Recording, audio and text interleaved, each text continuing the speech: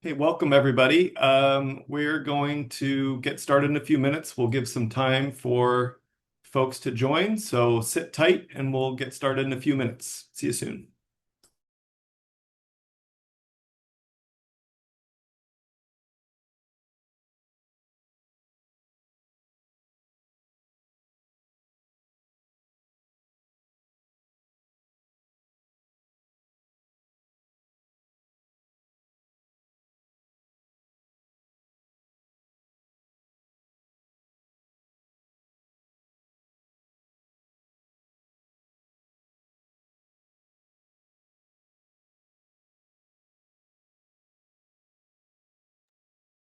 For those of you just joining us, we're giving folks a couple minutes to load in, and then we'll get started in just a couple minutes. See you soon.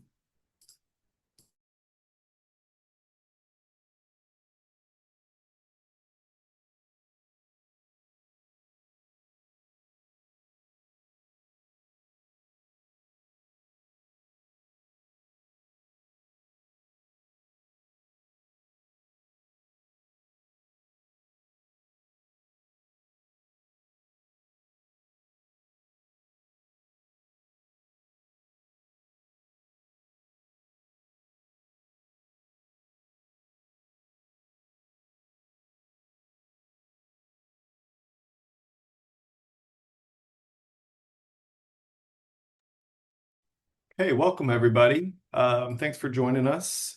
I'm Bill Caram. I'm the Executive Director of the Pipeline Safety Trust, and we are here today to talk about American Petroleum Institute's new recommended practice 1192, transportation of carbon dioxide by pipeline. Now, this is more technical than the recent webinars we've been doing, which have focused on remembering past tragedies and disasters. But that said, this is in a way, a way to remember the Denbury CO2 pipeline disaster in Satartia, Mississippi, that happened just 6 years ago last month. It was February of 2020. And since Satartia, there's been a lot of work identifying the regulatory and knowledge gaps. There's been white papers and research projects and rulemaking efforts. And all that said, there have been a number of PHMSA research projects that were canceled, but the industry continues doing that research to fill these knowledge gaps on CO2 pipeline safety through PRCI and other organizations and companies. And the PHMSA proposed rule, the notice of proposed rulemaking was withdrawn in the early days of the Trump administration. But again, the development of the standards continues on through efforts like this recommended practice that we're here to discuss today. But it does raise an important question, and that's, what does it mean when industry takes on these tasks after the safety agency disengages? And I imagine that's why a lot of you are on the call today. So my goal for today is that the public gains an understanding of what this recommended practice is and what it is not, what it means when an operator says that they are following this recommended practice, and how it differs from the withdrawn PHMSA NPRM, the Notice of Proposed Rulemaking. For the industry folks on the call, I hope you gain some understanding of what's important to the public when it comes to carbon dioxide pipelines. And for the regulatory folks on the call, I hope you're able to use today's information to help improve CO2 pipeline safety and keep safe the people you're charged with protecting. And for everyone, we're happy to offer a chance for you to ask questions of three experts. Um, I want to thank all of you for joining today to dive down into this recommended practice. For the public, the more you learn, the better you're able to advocate for your own safety. And I want to thank our three panelists today for sharing their expertise with us. All three have been involved in CO2 pipeline safety, either through this recommended practice or through PHMSA's rulemaking process. So with us today, we have Mark Piazza. He's a senior policy advisor at the American Petroleum Institute. We have Tom Alexander. His consulting firm, Alexander Engineering, represented EDF, the Environmental Defense Fund, during the development of API RP 1192. And Clayton Bodell is the technical director at the Pipeline Safety Trust. We'll have a short Q&A after each panelist presents, and then we'll have a longer one after all three have presented for more general questions. Um, So first, we're going to start with Mark Piazza, as I said, the Senior Policy Advisor at the American Petroleum Institute. Um, his technical responsibilities include leading API committees that address policy and technical issues related to energy pipeline safety and reliability. He provides support and advocacy for the safe and reliable transportation of petroleum liquids, natural gas, and low carbon commodities by pipeline. Prior to joining API in 2021, Mark worked at Colonial Pipeline Company for 8 years, managing asset integrity and regulatory compliance programs, and at Pipeline Research Council International, PRCI, as Director of Pipeline Research Programs for 7 years. Before his career in the energy industry, Mark worked as an environmental professional specializing in remediation of impacted lands and assets. Thanks, Mark.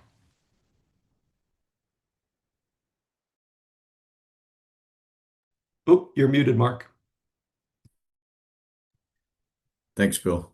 I appreciate the introduction, and I just want to say on behalf of API and the RP 1192 Task Group, we want to thank the Safety Trust for organizing this webinar and providing the opportunity for API to share information related to the recent publication of this important industry consensus standard.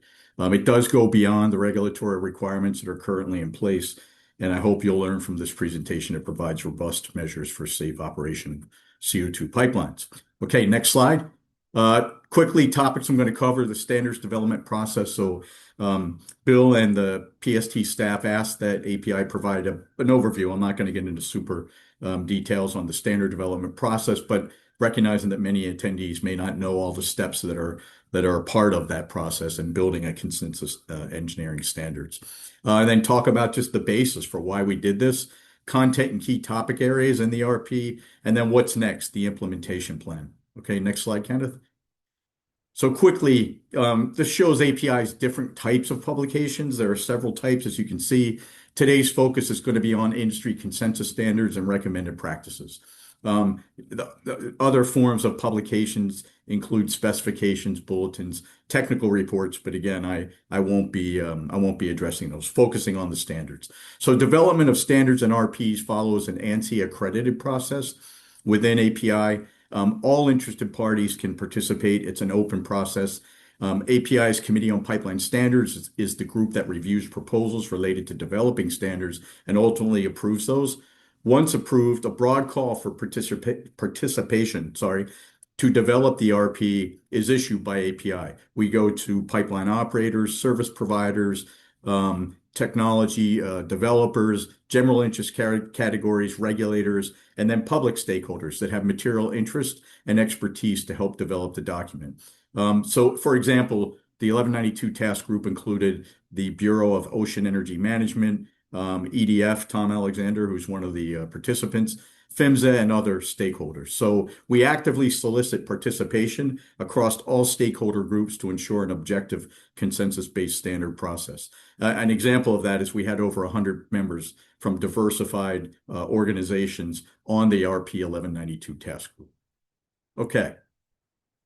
Final goal, though, of all this is to develop voluntary industry consensus standards that can be used by pipeline operators as well as the public to ensure pipeline safety. Okay, next slide, please. So the basis for developing 1192, as shown in the figure on the right side of the screen, I think most of you have probably seen this who have any familiarity with the CO2 pipeline infrastructure. Excuse me, a number of studies have predicted a significant build out of CO2 pipelines in the US, and the RP will help support that build out. We also recognize that CCUS operations and capture of CO2 from industrial sources is different than operation of most CO2 pipelines, which are used for enhanced oil recovery, and that CO2 fluids behave differently than petroleum products and natural gas. We also wanted to complement, recognizing we have a lot of current standards that deal with pipeline construction and safety, design, et cetera. We didn't want to be redundant. We just wanted to focus on the specific elements, the different the conditions that CO2 pipelines represent when compared to petroleum products and natural gas. So this RP really focuses on those unique characteristics that are different than other RPs that are already developed. So we also wanted to integrate the industry research and development. Bill mentioned that some R&D does continue. The industry is always in that continuous improvement mindset. So we wanted to take the results of R&D that's been conducted in the past decade or so and bring it into an industry consensus standard, the best practices document. And then, of course, another key driver, if not the most important one, was the recognition of the concerns raised by the public, by PHMSA, by the Pipeline Safety Trust, and recognizing where some gaps have been identified and using this RP to fill those gaps and help support the development of the PHMSA NPRM. Okay, now let's shift a bit to the specific content of 1192. So next slide, Kenneth. So first, the content and key topics in 1192. First is selecting equations of state. So equations of state is a mathematical model that characterizes the thermodynamic behavior of a fluid, primarily based on the fundamental variables of pressure, temperature, and density. So EOS provides a thorough understanding of CO2 behavior as it's transported through the pipeline and provides a basis of design for the pipeline system, whether dense phase, gas phase, and considers constituents that may be present in the captured source that can change the behavior of CO2. So it's a very important foundational exercise and mathematical model that really establishes the operating and design parameters for a CO2 pipeline. So there are several important annexes in the RP that relate to equations of state and CO2 fluid behavior. It includes you'll see Annex A, Annex D, Annex B, sorry, and Annex D. I only list D in the slide deck. But there are other annexes that really relate to that unique characteristics of CO2 as a fluid versus, again, natural gas and petroleum products. So it's important to note, though, that this RP, it is transportation by pipeline. It really doesn't relate or include any treatment or engineering of captured sources prior to injection into the pipeline for transportation to either a sequestration or industrial manufacturing source. Standards related to those activities are covered in separate documents and possibly by other organizations like the International Standards Organization or ISO. So again, equations of state will dictate essential parameters and specifications for design and operation of CO2 pipeline. So it's going to be what are the fluid properties that we're going to move through? What pipe wall thickness do we need? What's the material toughness requirements for the pipeline? Operating pressures, pipeline hydraulics. A lot of factors have to be considered in the design based on those equations of state. Other considerations in design and construction, that's in sections 5 and 6 of the document. Siting and risk management really are key elements of design. But I know Tom Alexander from EDF is going to cover a lot of those topic areas. I didn't want to be redundant, and we have limited time, so I'll let Tom speak to those topic areas or that topic area. Then there's material selection and specification. Again, that's going to be based in large part, as I just mentioned, on the equations of state results. API references existing standards and specifications. So a good example here in the material specification, we have an existing spec for line pipe manufacturer, API 5L, and one for valves, which is API 6D. So, those documents exist, they're referenced, and they're used as a basis for material selection and design. And again, the number, design, and location of fracture control technologies will consider location of the pipe relative to all the factors that I listed above and proper installation. There's also facilities and compressor stations located based on pipeline hydraulics. All those things, again, are important parts of the design and construction that are included in RP 1192. Okay, next slide. Other topic areas we cover: integrity management and conversion of service. As mentioned previously, excuse me, integrity management will adhere to existing integrity management recommended practices such as API Standard 1163 for inline inspection, API 1160 for comprehensive integrity management program for liquids pipelines, et cetera. And more focused RPs as well on management of specific threats to pipeline integrity like RP 1176, which deals with cracks and crack management, and RP 1183, which deals with dents on pipelines. So again, the focus of the RP is to address the unique condis considerations related to CO2 transportation when compared to petroleum and natural gas. So conversion of service is listed here as well. It's not expected to be applied to any significant degree to existing infrastructure. It's really expected to have a significant level it just isn't conversion of service will only work for certain classes of pipeline. And typically it's going to be related to transportation of CO2 by gas phase versus liquid or supercritical phase. So while it's included in there and there are some guidelines provided, it's not a significant element of this RP. Again, as the industry evolves, as the infrastructure gets built out, and that needs to change, we can certainly look at doing that in a future version, a future revision to RP 1192, I should say. With regard to internal corrosion and crack management, that really relates to the constituents that are present in the capture source. So relates closely to understanding the characteristics of the captured source material being transported through the system, and then measurement, which is very important, of the fluid quality to know what impact those constituents from the captured sources may have. So Table 1 in RP 1192 provides an overview of potential impacts of constituents in the fluids being transported and their on the integrity threats of corrosion and cracking. Hydrogen embrittlement primarily relates to conversion of service and material properties of existing systems relative to safe transportation of CO2 versus other products.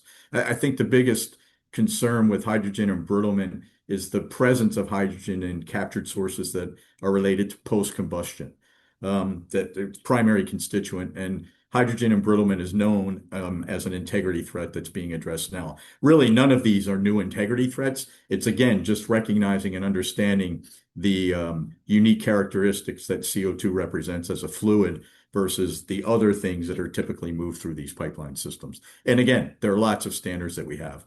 So with regard to fluid composition and impurities management and measurement, RP 1192 does include information on the importance of measurement and calibration of those devices used to monitor the fluid stream, both for pressure, for temperature, the constituent concentrations, again, ensuring that that equation of state and the operating conditions within the pipeline are stable.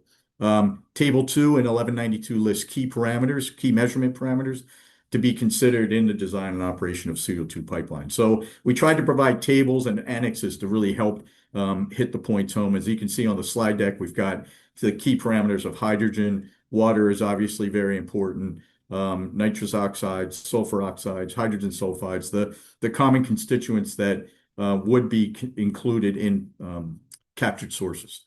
Next slide, please. Thanks, Ken. So let's talk briefly leak detection, dispersion modeling, and emergency response. So leak detection is addressed in RP 1192 as it relates to CO2, but really references existing API recommended practices. So RP 1130 deals with internal leak detection or computational pipeline monitoring. 1149 deals with uncertainties and measurement from leak detection systems and meters and sensors. And then 1175 is the broad recommended practice that deals with developing a comprehensive leak detection program. So all these apply to the leak detection program development for CO2 pipelines. It's really just having the sensor for CO2 versus a sensor for hydrocarbons or natural gas or other fluids that would be moved through the system. We also talk briefly about the selection and use of odorants in CO2 pipelines. Not mandated, but some very brief guidance is provided in the document as well. If you go to Table 4 in the document, it'll summarize leak detection approaches and technologies for CO2 pipelines based on the 1175 matrix of both internal and external, primarily, again, looking at CPM-based leak detection versus external sensing.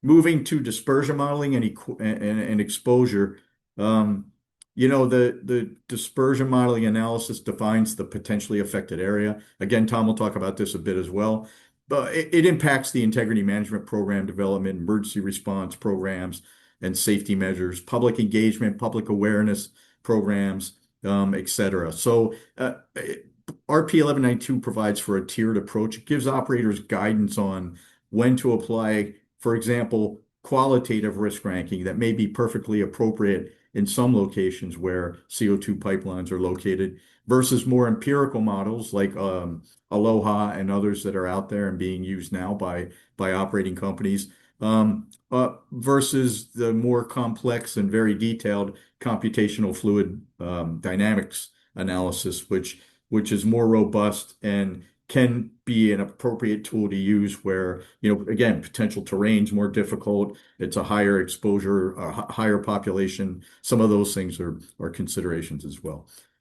Table 5 in 1192 provides a summary of existing exposure limits for CO2 products, and it considers both concentrations and durations of exposure. We know that these are published exposure limits that are available through OSHA, NIOSH, and the UK HSE as well. And then lastly, emergency response, public engagement. I've put a couple links in the slide deck. That's some useful material that deals with how API and working with other trade associations and our membership have developed some guidance documents that deal with emergency response specifically for CO2. You can see the tactical guidelines that we've developed. We've also supported training with the National Association of State Fire Marshals. We've established a portal where training for local responders is free of charge and available in a web-based application. And then also continuing emergency response training at the Texas A&M Engineering Extension, which has very specific focused CO2 emergency response programs and training available for, again, local responders. A lot of this is provided at no cost for the responders to go to Texas A&M in Bryan, Texas, and attend the training school. There's also some local training that's being done with first responders in locations where CO2 pipelines are present. So I think you can go to Pipeline 101. It's a website, pipeline101.org, where you can find a lot of this information on public engagement practices and emergency response. Okay, winding down. Next slide, please, Ken. Next steps, really, the implementation plan and advocacy for 1192. As I mentioned earlier, it's an important document. Absent the NPRM moving forward and rulemaking moving forward, it provides the industry best practices. Again, it goes above and beyond what's in the current regulations and something we want to continue to promote. So platforms like this webinar to inform and educate stakeholders are great. We're participating at conferences, writing technical papers for journals, and communicating with regulators at both the state and the federal level, developing very directed communication tools that help advocate again for the application and uptake of 1192 across the industry as the document that provides reliable and safe transportation of CO2 regardless of the phase. So we've developed the fact sheet you can see on the right. That's done. That's something that we are using to advocate with both, again, state and federal legislators as well as regulators. And we're working on the development of additional fact sheets, as you can see there on the key elements of the RP that I went through here just in this presentation, working on developing those as well for more detailed, more specific explanations on those very focused areas of CO2 pipeline safety. And again, driving R&D and continuing to improve. Bill mentioned the industry's not sitting still. We find opportunities to continue to implement research primarily through PRCI, but there are other organizations out there that are looking at things like constituent levels and dispersion models and how to improve in dispersion models, guidance on the selection of the right models, et cetera. So that's all happening, and all of that is going to be information and material that we'll consider in future revisions to 1192. So I mentioned earlier the ANSI accredited process. We review and evaluate our standards and recommended practices every 5 years. So this will be reviewed in that time frame, if not before, depending on what we learn as an industry and outcomes of events like these, that we learn things to update and modify these standards and recommended practices as well. So I think that wraps up the presentation, and I'll open it up to questions and turn it over to you, Bill. Hey, thanks, Mark. Yeah, I should have mentioned this at the top, that for questions, if you could use the Q&A function within Zoom. I did see some hands go up. Instead of doing that, you should see a Q&A button at the bottom. If it's not clearly there at the bottom, it may be under More with the three dots, and submit your questions there. And we'll have, again, I mentioned this earlier, we'll have a short one after each presentation and then a longer one for everyone after. So the first question here is, can you talk about the risk of running ductile fractures and why that's such a concern for CO2 pipelines? Well, you said we are all three experts. That's probably, I mean, it's a big concern. It's an integrity concern. That's why there's a lot of energy in a relatively long section in 1192 that deals with fracture initiation, propagation control, deals a lot with the constituents present in the pipeline, the various uh, behavior changes that can occur if pressure and temperature vary from, again, the envelope that's been defined through the equations of state. Again, not my area of expertise, but I think in general that those are the big concerns. Yeah, thanks, Mark. I think a lot of us in the public have been dismissed about that risk. Don't worry about it. It's that'll never happen. It's never happened and things like that. But I think it is a valid concern, and we've seen it on natural gas pipelines, and it's covered in those regulations, and it's just this regulatory gap. And so appreciate API for addressing it. Sure. Here's one you'll like. Does API intend to have RP 1192 incorporated by reference into PHMSA regulations? We have already initiated some conversations to that regard. Yeah, I mean, the answer is yes. Whether it's the entire document, specific sections of that document that would be um, relevant to the sections in the current regulations in 195, um, whether it's design, construction, referencing again for fracture control. I know that's a big one that people had wanted to have PHMSA modify and improve the content of the regulations. And I think just referencing section 6.3, I think it is a great technical guidance document on looking at initiation and propagation and control. Okay. But yes, we would like to have 1192 incorporated by reference. Yes. Okay. There's I'll do one more before we move on, and then the rest of these questions we'll save for the end. Okay. One of API's principles, as stated on their website, is to, quote, advance safe and responsible U.S. petroleum and natural gas production, transportation, refining, marketing, and use, and lead the world in meeting the growing demand for affordable, reliable, and ever cleaner energy, end quote. CO2 is neither petroleum nor natural gas, and so I'm struggling to understand why we should rely on API to come up with recommended practices. Well, it's a good question. On recommended practices in general for CO2, I mean, API also has a climate action framework. We have a number of initiatives on, controlling CO2 emissions. I think this is part of the equation. I think that it's a way of supporting some of the climate energy or climate action framework goals. We've got the environmental partnership that is also working on similar initiatives. So I think API is well positioned to develop this RP. Again, CO2 is just a different type of fluid. When you talk about developing the standard, there's that this standard is all about the unique characteristics of CO2.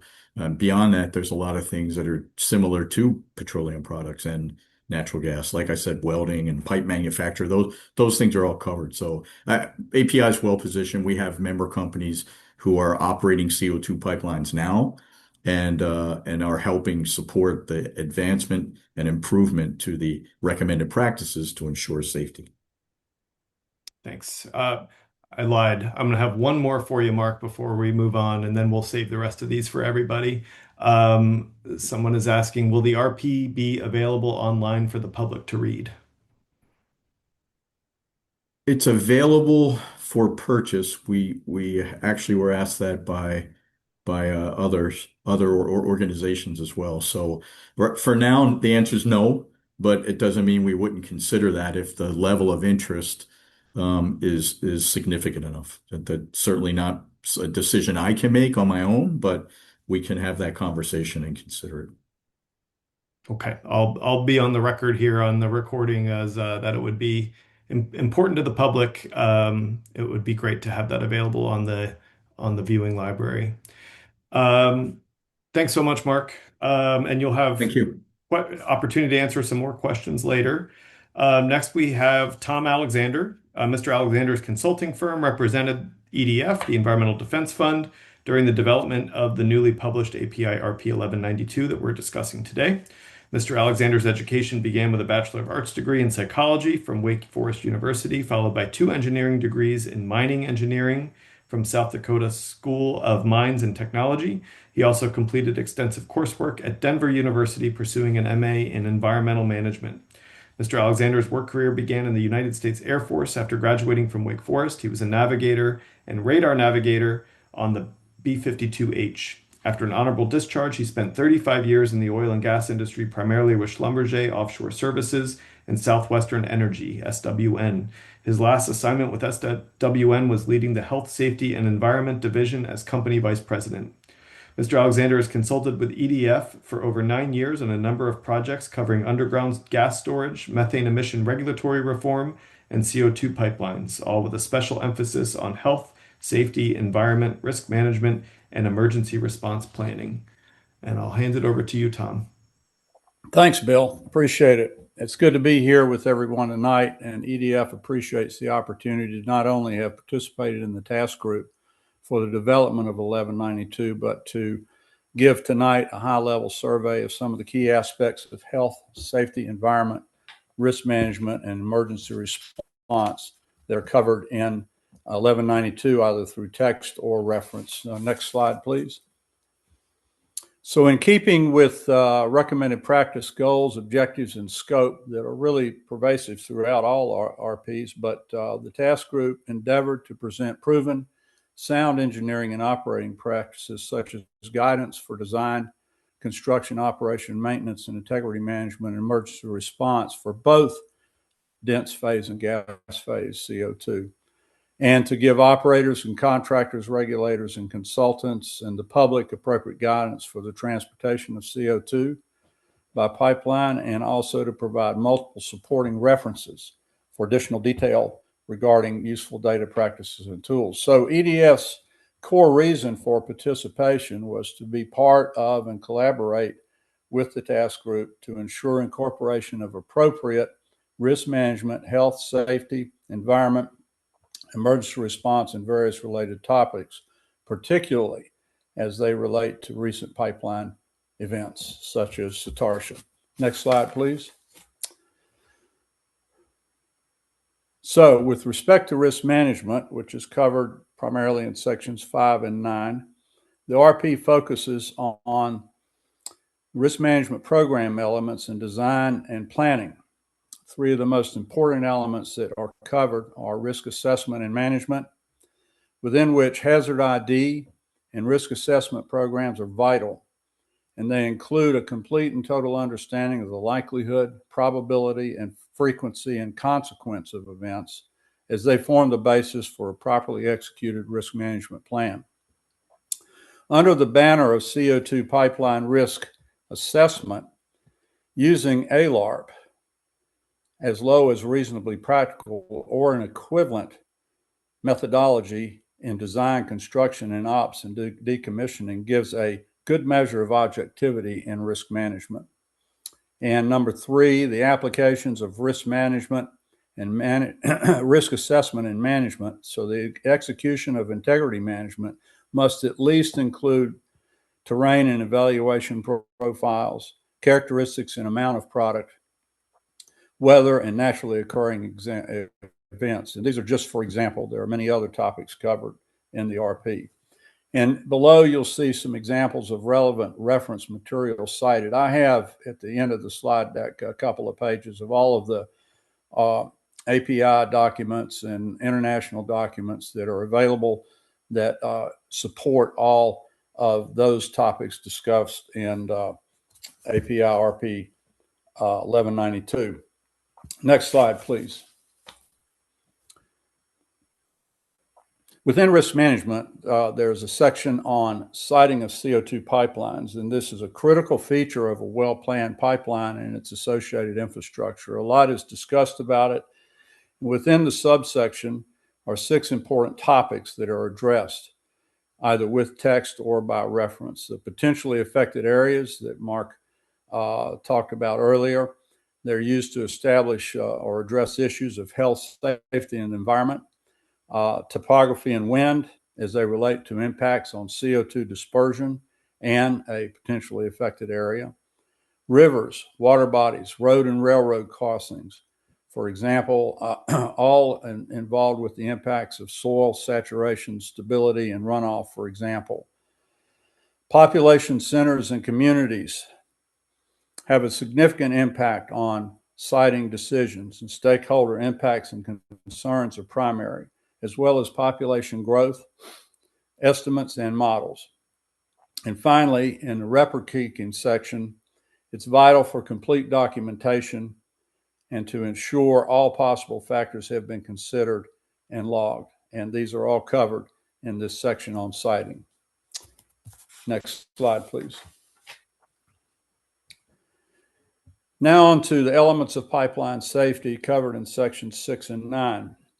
For pipeline system safety principles, the operator shall develop and maintain comprehensive programs, and they can be called HSE management programs for many, that support site security, safety, public health, and the environment, such as those described by reference and some text in API RP 1173 on pipeline safety system. And it is a tremendous valuable resource that covers all aspects of this in great deal in addition to what's in 1192.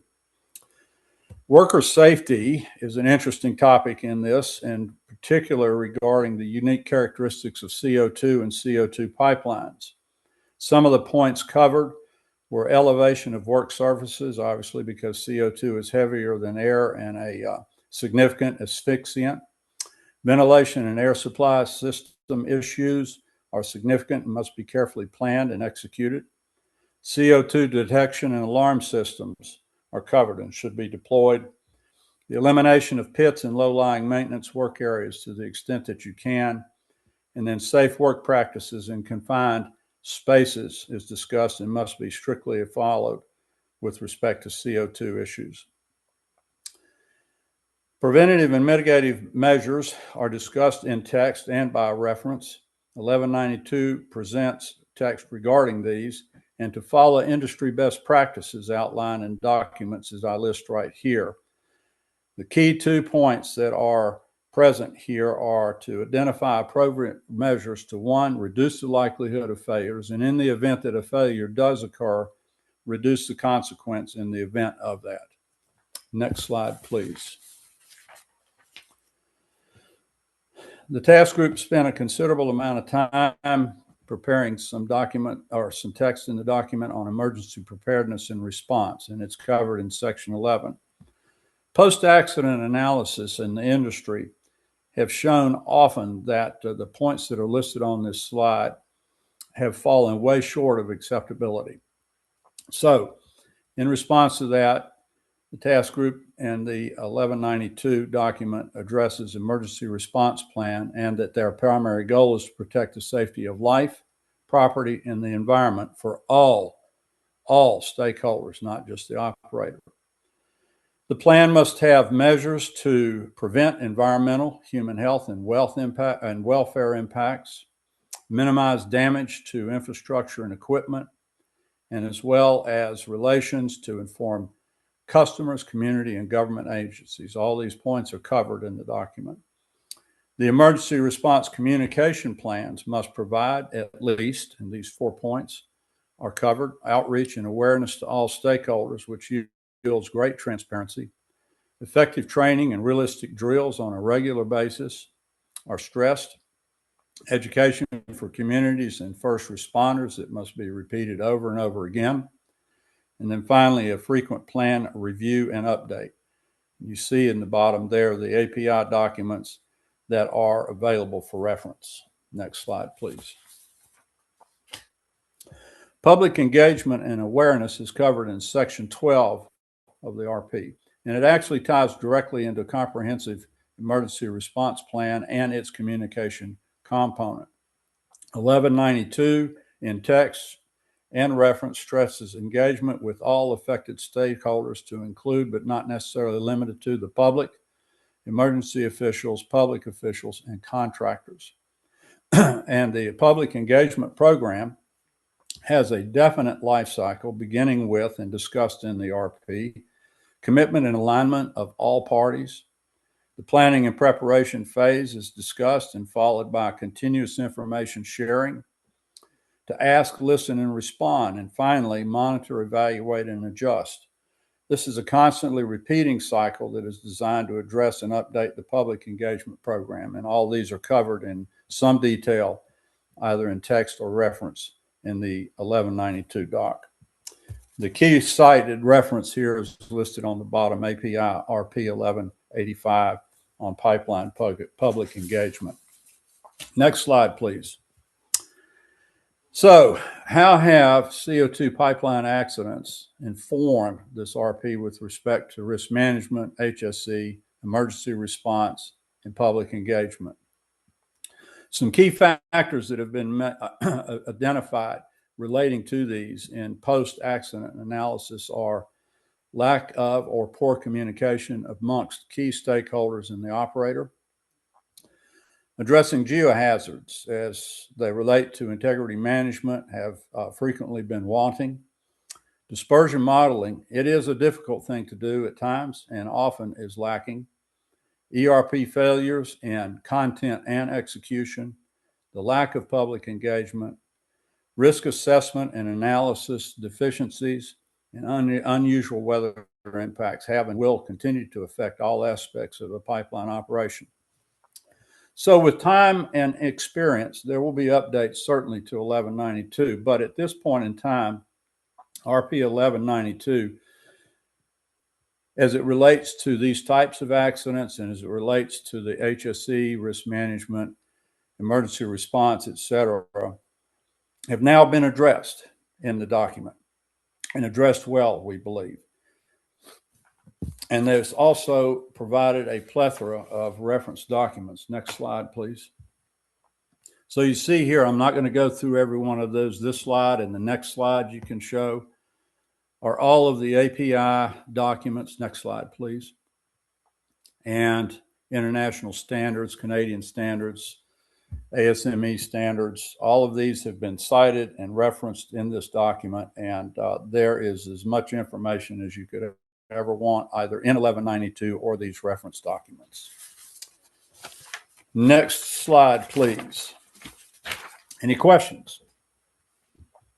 Thanks so much, Tom. I want to let everyone know these slides will all be available afterwards, and so you'll have access to all these resources that are listed here and links that are in those. We'll have that and a recording of this up on our website soon. Let's see, we've got a few questions here for you, Tom. One is, in use of risk assessment, who defines as low as reasonably practicable? And have you seen that benchmark used elsewhere in the US? You know, that's a concept that has been introduced for the first time in API documents in 1170 and 1171. Who defines that? And there was a lot of discussion in particularly in the underground gas storage RPs with that kind of a question. To a large extent, that's going to be up to the operator, but that to have some system like that or a reasonable facsimile or methodology is going to be something that operators should do. So it's really more of an operator defined, and that's going to be based upon their particular circumstances, the culture, the environment around their operation. There's no set standard for that. Another question for you, Tom. Were there issues out of scope of the RP that ought to be addressed in regulation? Hmm.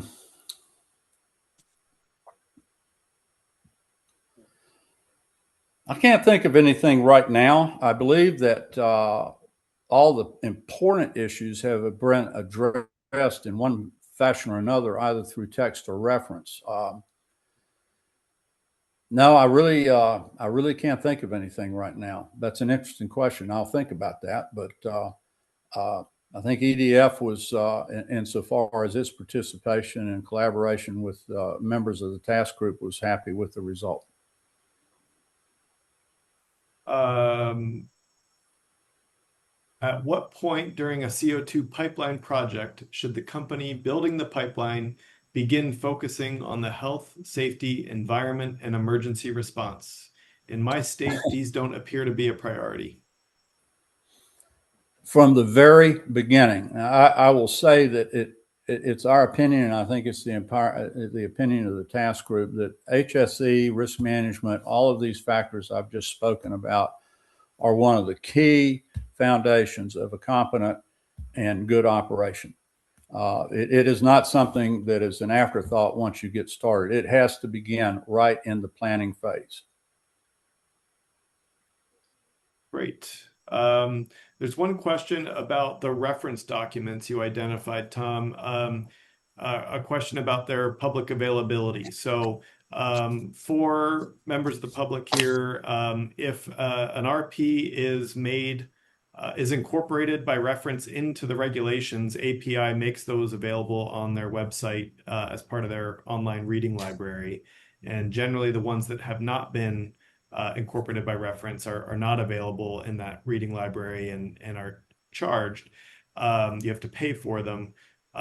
So the question is, out of those references you identified, are most of those available to the public? Are they incorporated by reference? Well, they are available to the public. I think Mark is more qualified to answer that question in the sense of he's the master of API documents. I am not. I usually wind up going out and buying these documents if I need them or use them. I don't know if that's a great answer, but Mark, you may want to address that.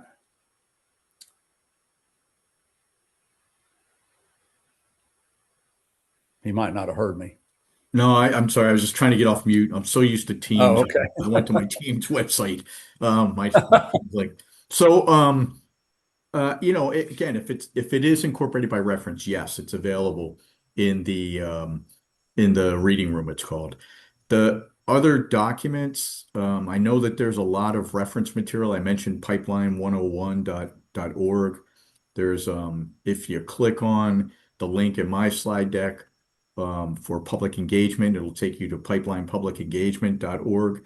And there's a wealth of information and resources there. With regard to the standards and other documents that Tom listed, yeah, most of those are for sale through the API website.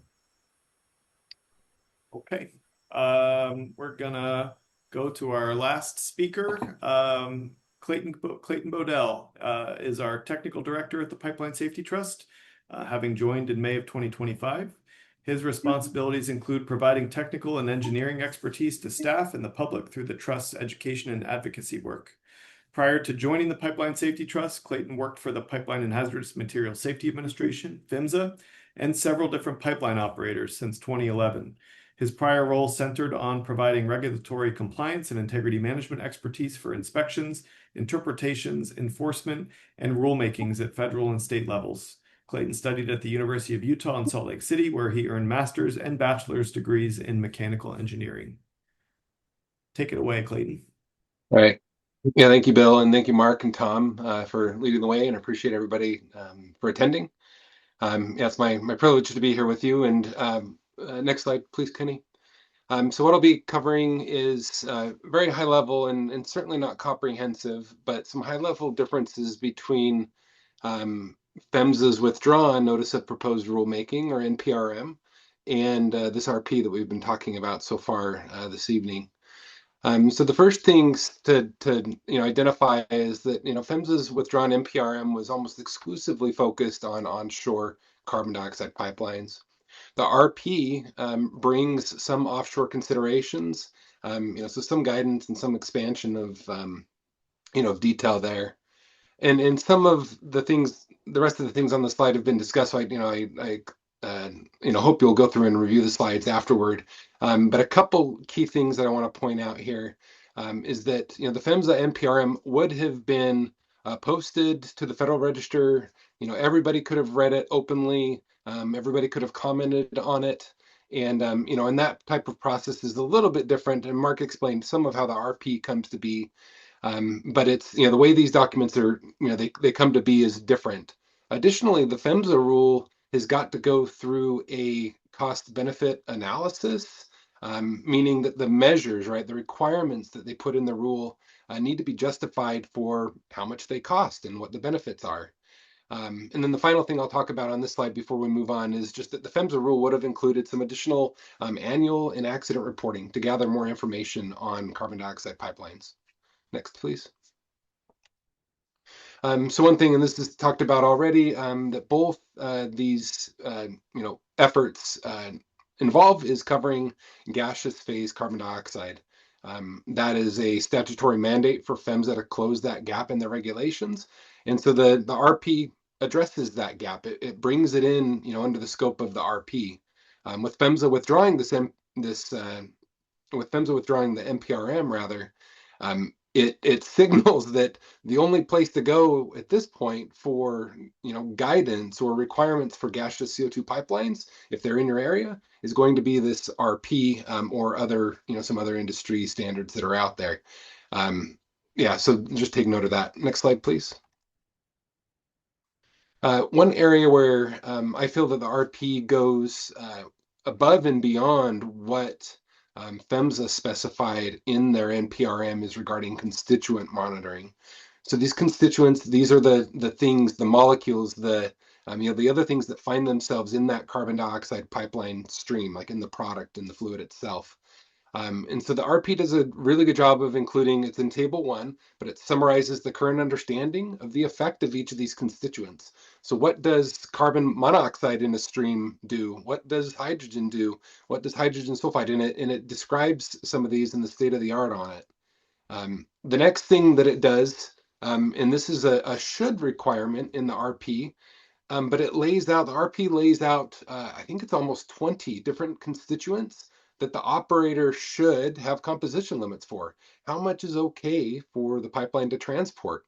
PHMSA, they identified 2, and they mentioned others, but they only said that you needed to have prescribed limits for 2.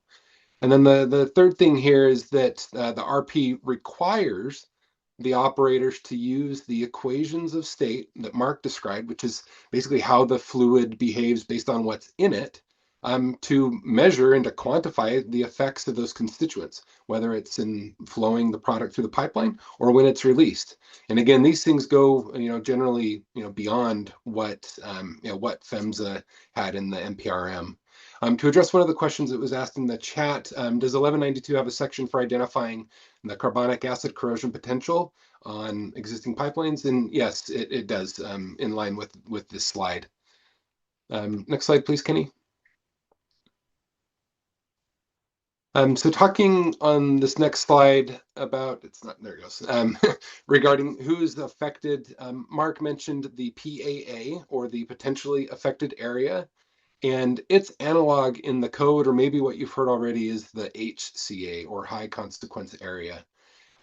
So they're not quite the same, and they may not look, they may not look exactly the same compared to what PHMSA does or what they were proposing. So I want to dwell on this left side of the slide for a little bit and just identify one key difference between the PAA and PHMSA's HCA. What the PAA allows an operator to do is use a limit, like an exposure limit, for how much carbon dioxide somebody can handle. Let's say it's something like 40,000 parts per million. And when determining the PAA, you would model where that concentration would go but the PAA calculation allows you to use the duration. So if the effects of that 40,000 parts per million are based off of a 15-minute duration, if that duration based on the model is only 5 minutes or 1 minute, it wouldn't be considered a PAA. So all that's to say is that it's a lot more nuanced and controllable, whereas PHMSA's process might have had a little bit more standardization there. And then just to talk about now the right side of this slide, where PHMSA developed this emergency planning zone, this was a way if an operator didn't want to go through, all of the effort of, doing dispersion analysis, they could just select a nice, 2-mile buffer on each side to basically say, these are the greatest extents that the carbon dioxide would go to, and then make notifications or make decisions, based on those impacts. Next slide, please.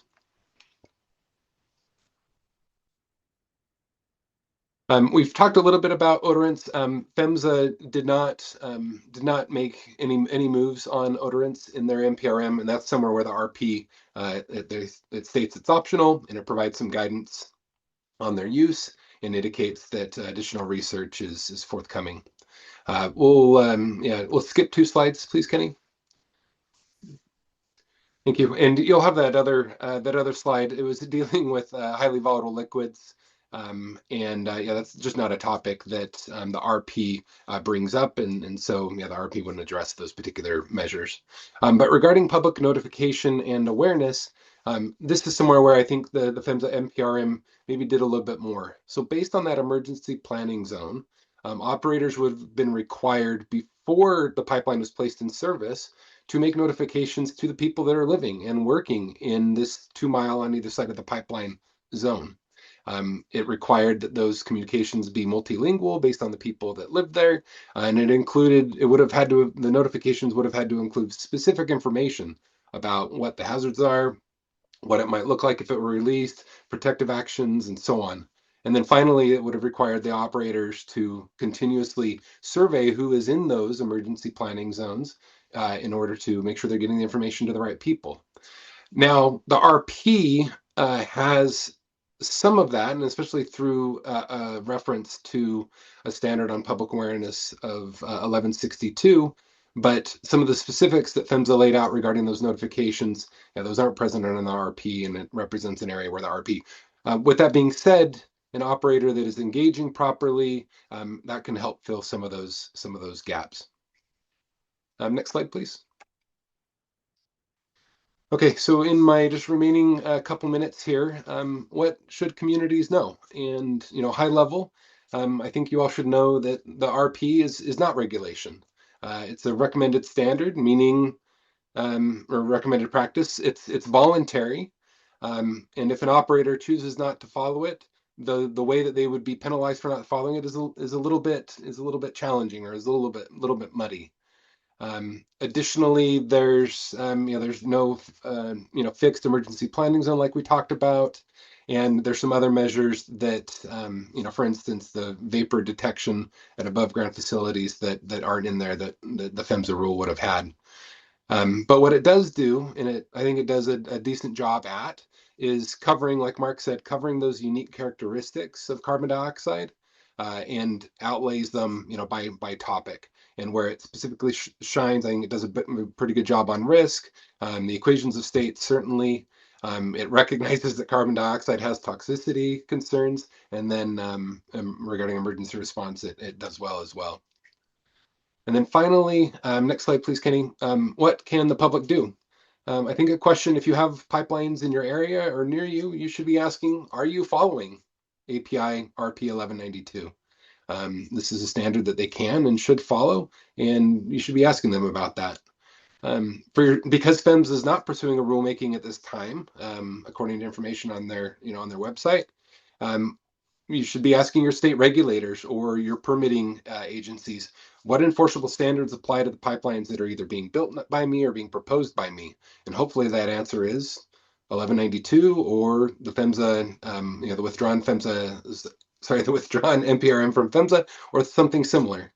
And then continue to advocate for federal and state pipeline safety rules for carbon dioxide, especially to fill that gap for gaseous CO2, and stay engaged in the permitting process. Next slide. And that's all for me. Thank you. Thanks, Clayton, and thanks again to Mark and Tom.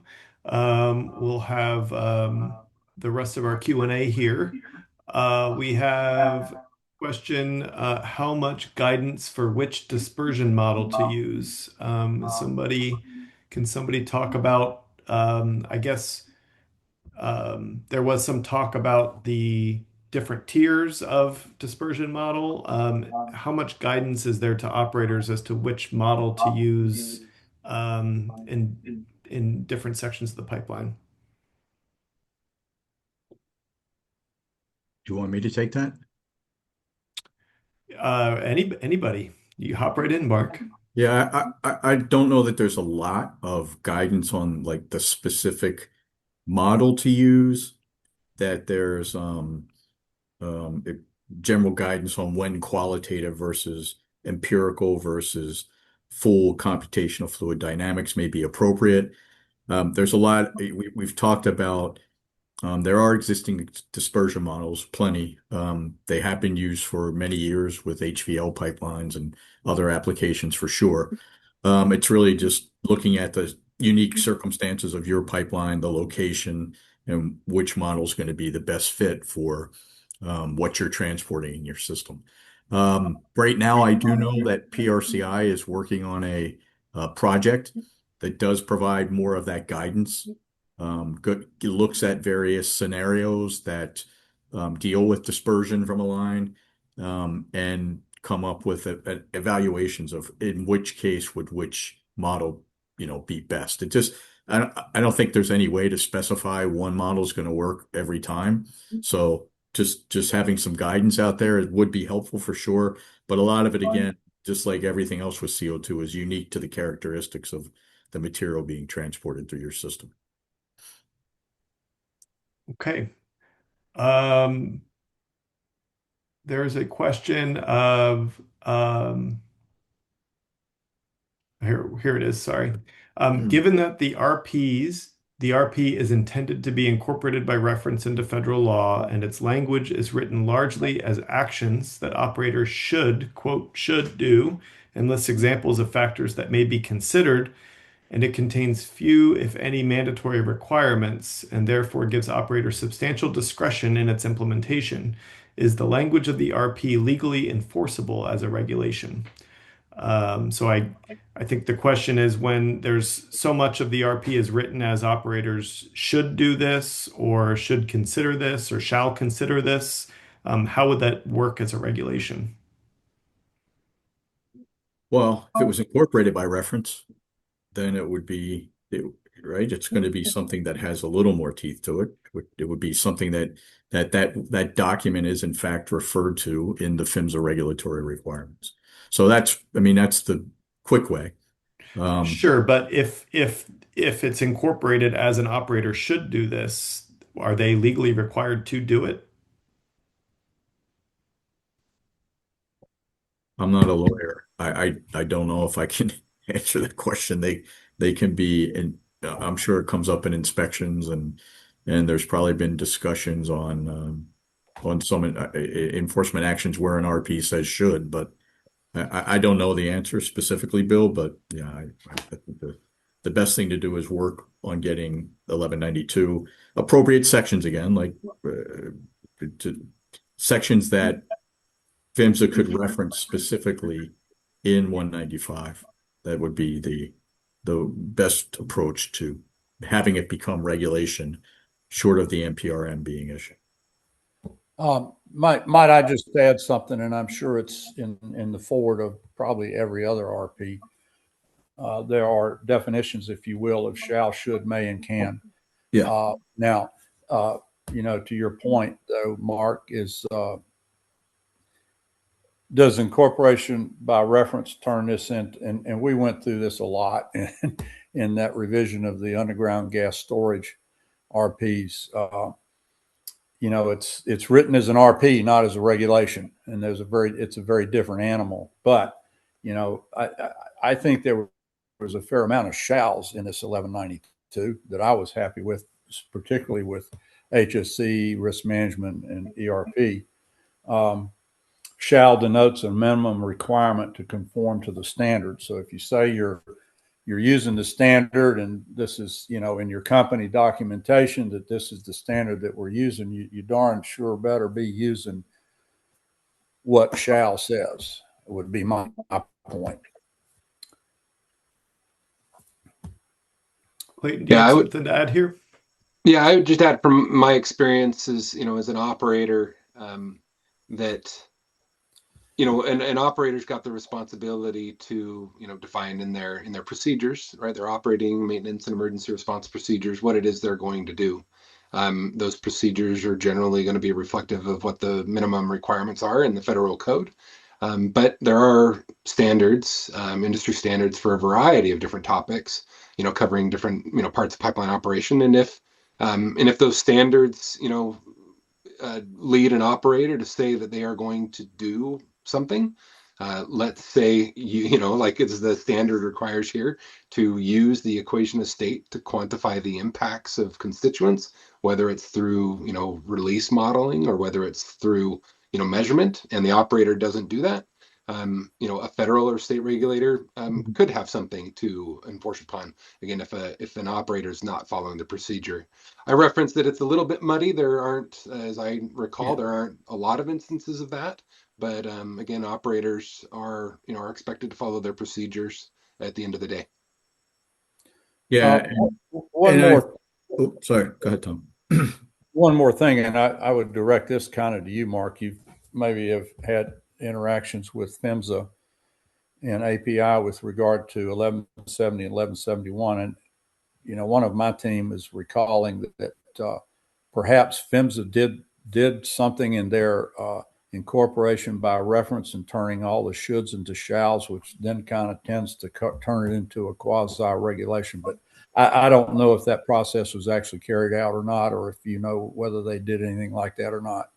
Yeah, I don't know. I'm not the keeper or familiar with 1170 or 71, but I could certainly look into it and find out. Okay. Well, I mean, if they did, then something similar could happen here with 1192. Yeah, I think Clayton's point is valid, though. A lot of the RPs are referenced. They're the basis of procedures that companies develop. And from personal experience, they get referenced often in internal company procedures and engineering standards and documents that are developed to meet the regulatory requirement for O&M manuals and integrity management programs. So yeah, I mean, it's I'd still like to have that conversation. We continue to have the conversation with PHMSA about incorporation by reference. And, I think that there's a lot of options and opportunities to do that for sure. Okay, thanks everybody. There's a question here. How is the 2-mile distance for the emergency planning zone determined? And is it topography dependent? I think this is a question about the PHMSA NPRM and not the RP. I can address that one. So to answer the second part of the question, was the 2-mile distance for the emergency planning zone topography dependent? No, it was static. And to answer the first part of the question, based on what is written in the NPRM that was withdrawn, PHMSA sought to strike an appropriate balance between, conservatism for all of the different models and some experimental results for dispersion. And so they came up with that 2-mile distance based on that. Again, that's in the withdrawn NPRM.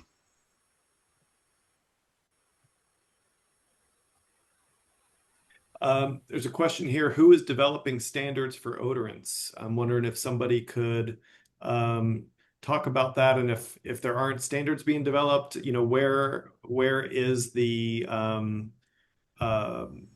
the state of the technology? Are there odorants available for CO2 pipelines? And if not, are we close? So we did include a review. We did evaluate the use of odorants. I think it's been a topic, Bill, that's gotten a lot of discussion. One of the there are companies, there are odorants out there. There are companies that specialize in it. We've had at least one of those companies come and talk to some of the PRCI committees and identifying what research, if any, needs to be done. But there's also concerns, just like any constituent that we just talked about throughout this webinar that goes into a CO2 pipeline, you need to understand that constituent, what that odorant, the properties and potential impact. So those discussions have been held, and moving forward with the appropriate scoped research project is probably the next step. We got the PHMSA R&D forum coming up. Maybe that's an opportunity there. But I am not aware of like a standards organization for odorant manufacturing. Just I'm not that I'm aware of anyway. Okay. Here's a question. Don't knowledgeable operators already know essentially all of the material in the RP? What benefit does the RP provide? Nothing in it seems new in terms of technical or policy information.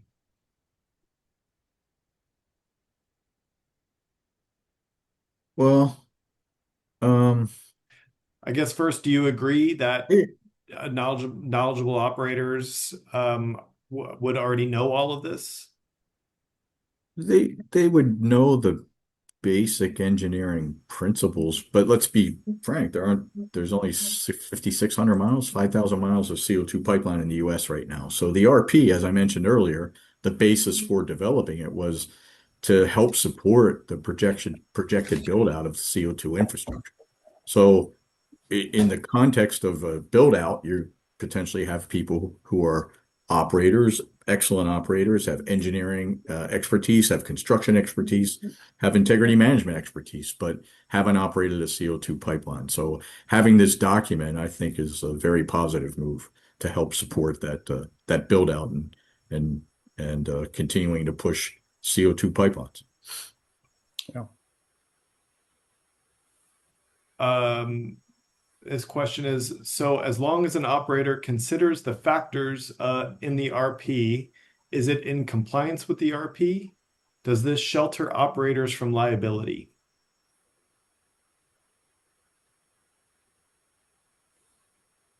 Is that question, read it again? Disappeared on me.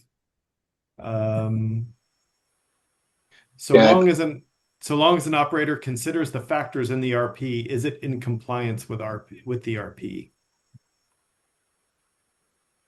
If